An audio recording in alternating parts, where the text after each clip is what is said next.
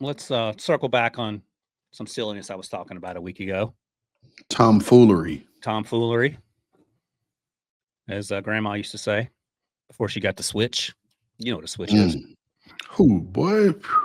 My grandmother's from South Carolina. I used to aggravate that poor woman, and she was the sweetest old woman ever. And I would just be, as a 6 or 7-year-old, aggravating her to no end. So she took matters into her own hand. I had to learn the 1980s way about how to quit aggravating your grandmother. Rest in peace, Marietta. All right. Let's take a look, because last week I said some silliness about how, thank you, Producer Stryker, he's got the graphic here. I've been impressed with how Cam Ward has played as a rookie under some trying circumstances, especially compared to some of the other names on this list. And if you're listening, we have all the quarterbacks as first-round picks from 23, 24, and then the 25 class. Bryce Young looked like he'd never played football before his rookie season. It was tough.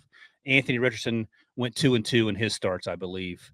So he didn't play a ton there, and he got hurt. C.J. Stroud obviously was out of this world. 2024 class, Caleb was mostly down than up, and you can blame whoever you want, but he didn't play well. Jaden Daniels was the exception. Him and Cliff Kingsbury, they went 12-5 when he was a starter, and they won 2 playoff games. Drake May exceeded expectations. He played really well, but they only he ended up going 3-9 on not a good team. Michael Penix Jr., his rookie season, he went, what did Michael Penix Jr. do? He didn't play a lot. 1-2 as a starter. J.J. McCarthy didn't play because of the knee injury. Then Bo Nix was 10-7. And I would argue, Ran, by the way, Jackson Dart somehow 2-1 as a starter in New York, which is crazy. And then Cam, of course, is 1-5 after the latest loss. And I argued last week, Ran, that after C.J. Stroud and Debo reminded me, Jaden Daniels, I thought Cam Ward has been the most consistent. Now, the results have not been there, and you can point to a million reasons. But based on what we saw last year, we were complaining about him playing out of structure, hero ball. I thought he had gotten better at that. Now, last week was bad for a lot of reasons for Tennessee. But let's make it official. We have to come to some consensus on what the quarterbacks' first-round picks from the last 3 draft classes, how are we going to rank them? Can I just give you my can I just give you my rankings and then you destroy it? Oh, yeah, let's do that. I thought you were going to say, can you give me my rankings and can we get out of here so you don't have to hear my rankings? So right, I'll give you my top. Let's go. Hold on. I'll give you my top 5. Let's go. In order. I said Jaden Daniels. Yep. C.J. Stroud, Bo Nix, Drake May, Caleb Williams. All right. So let's put those on the board, Producer Stryker. If it's easy. If it's not easy, then we can do it in slow motion. So Jaden Daniels, and I think Jaden Daniels and C.J. Stroud are close, but Jaden won 2 playoff games, and they went 12-5.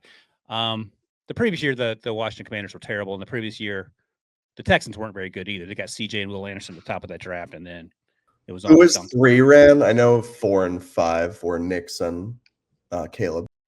So Nix was 3, Drake May was 4, Caleb Williams was 5. Okay. So, Bo Nix, let me ask you this. If Cam Ward were playing in Denver, would that look any different than Bo Nix in Denver? I don't know, but that's not the exercise. All right. Okay. All right. Drake May, I can't. I apologize to Drake May every time I talk about him because I thought he should be on the bench last season, just sitting and learning. And he's an example of a guy you throw out there, and he was up to the task. I don't think that Caleb has outplayed Cam. I think Caleb on the Titans this year would look maybe worse in terms of the frenetic manner in which he played, because he was playing frenetic last year. That team wasn't great either, the Bears. Don't get me wrong. That's not the exercise. What's the exercise? The exercise is just based on their rookie performance. The tape, not the stats, because the stats. The tape. Okay. The tape.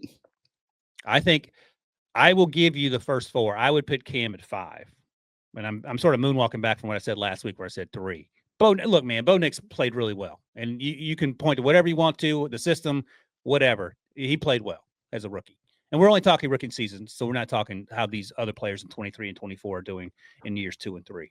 I think he outplayed Cam Ward did Caleb Williams. So keep going. We'll leave it like this for now, and then we'll see. All right. The next 3, And it's a mixed bag here, but Bryce Young, Michael Penix, Anthony Richardson. You are not keeping it a buck right now. Listen, the exercise was based off of their rookie seasons. Bryce Young's rookie season. Bryce Young would have been taken off the field in a stretcher in the second quarter of week 1 where he in Tennessee this year. But also you got to look at it too from the standpoint, and this is why I have him behind Caleb Williams. Penix only started 3 games, so you don't see a full picture there. And Anthony Richardson only started like 3 or 4 games. Yeah, Anthony was 2-2, and he got hurt early in the season. I think he got hurt later in the season. So to me, those weren't completed projects. And I'll say this for 11 is JJ McCarthy because we didn't see him. I was going to say, if you had Cam behind JJ, then we got real issues. All right, let's put it on the board for now. Striker field in 11. So number 6 was Bryce. Man. Yep. What's number 7 again? Michael Penix Jr. Michael Penix. And then is that us? What else did you number 8? Oh, you said Anthony AR5? Richardson. Sweet mercy. Who the heck's left? Jackson Dart, Cam Ward. Oh, Jackson Dart and Cam Ward. So you have Jackson ahead of Cam. And Jackson's actually a good – the way Jackson has gotten there hasn't been pretty, but he has gotten there. And here's what I'll say. And I think, Cam Ward just said in the other day that he'd give his performance an F. What's he right? And I get it. I know that's coach speak to a point, but we are impressed by Cam Ward's flashes. The flashes and the high-end flashes of what it could look like. But we got to be real with ourselves. And you know better than anybody how much I love how he puts currently Rand's rankings in there. The affinity. You know the affinity I have for Cam Ward, the player and the human. I thought I did.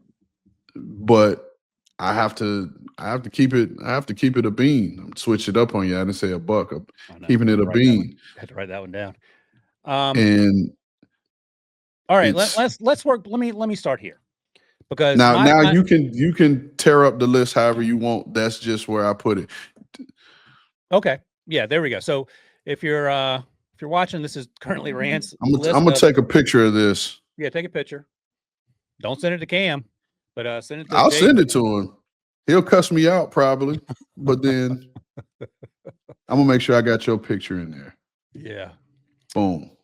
So here's what I'll say. I would have Cam at number 5 and move everyone else down, not necessarily in that order. That said, man, I got to have a hard, long conversation with myself about Jackson Dart because it hasn't been pretty, but he has gotten the results. This isn't strictly results-based for me. I think play in and play out, Cam has been better than I expected in the circumstance he currently finds himself. Calvin really went out last week with a hammy, and then you have nobody getting open. I think the way he throws with anticipation, I've talked about this to death. He plays on time. He's not doing the hero ball question marks we had about him at Washington State and then last fall. I think he's gotten better at that. Just haven't seen the results. So I understand. I can't push back a whole bunch that you have him number 10, and he probably should be behind Jackson Dart if we're talking solely results. I would have Cam number 5. I thought Caleb struggled mightily last year. I thought Bryce was even had a bigger struggle bus situation the year before. Again, you can blame Frank Reich and that coaching staff or whoever you want to blame for Bryce in 23, but the results were what they were. Michael hadn't played a lot. Penix Jr., Anthony Richardson didn't play a lot, and then JJ McCarthy didn't play at all. So let's start here. If you are a coach interviewing for a job and Cam Ward is your quarterback, do you think there's any – maybe there is. I feel like that's a situation you go into and say, I can work with this quarterback because he has shown flashes of being good. It's not a situation where you go into and say, we got to start over from scratch. Do you agree with that? Or do you think there are going to be coaches that say we need to start over? No, I don't believe that at all. And so my list would look different if we talked about projection of where these guys are going to be. Yeah, that's right. We're not doing that. You're right. But if that bottom box says rankings based only on play in rookie seasons. Because Not let's be stats. real. Not stats. Listen, Play. listen. Let's be real. Let's go back to Peyton Manning's rookie year 3-13. and 20-something interceptions. Yeah. And arguably the best quarterback ever. But where this is, and I'm sure he would have ranked low on this list. He had been ahead of Cam Ward, according to you.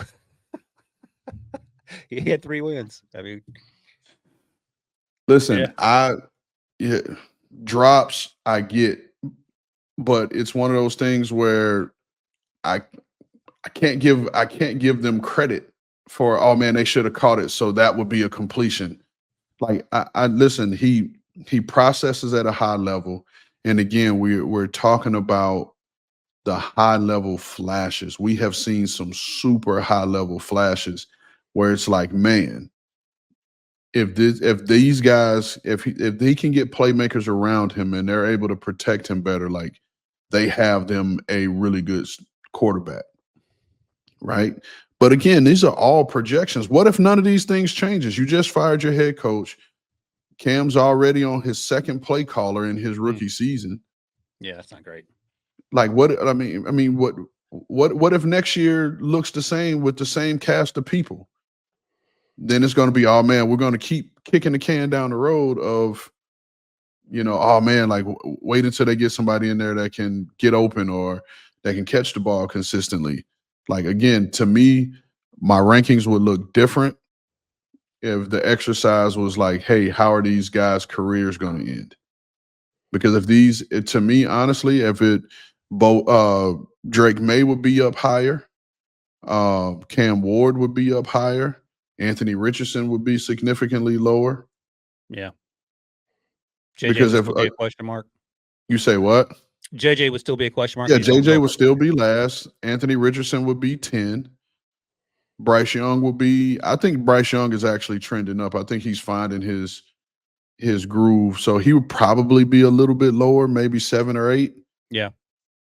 Caleb would probably be 1 down. Cam would be up because I believe in him. But the exercise was based on rookie seasons. And look, you can spin this any way you want. Jaden Daniels has had the benefit of playing with Cliff Kingsbury. CJ Stroud, they had Bobby Slowick. They moved on from him, and that offense has been up and down since. Bo Nix obviously has been playing with Sean Payton. Drake May has been the beneficiary of Josh McDaniel coming back, but Drake had to do it last year without Josh McDaniel. Caleb has Ben Johnson. That seems to be working out.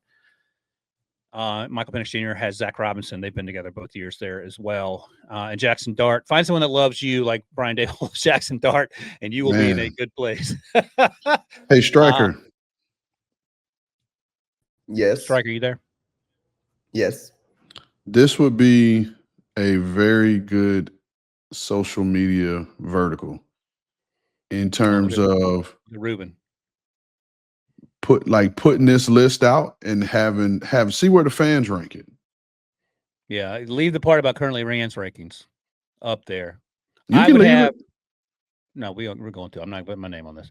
I think I'm in the minority once again because I would have Cam Ward 5. I would move Caleb down and Bryce down. The issue is, oh boy, I would have to have Jackson very close to Cam. I would have, oh boy. Mm-hmm. So I know. It's not easy. I would have Cam at 5, Caleb, Jackson, Michael Penix Jr., and then Bryce, AR5, and JJ. We can leave it like this because I'm okay with that. And, I mean, you make a points that are hard for me to refute. And, again, I am in the minority thinking that Cam's played better than what his record says. Because, honestly, man, if you look at the list 1 through 6, they all and again, this is my logic, and maybe I'm wrong. I'm just justifying my logic.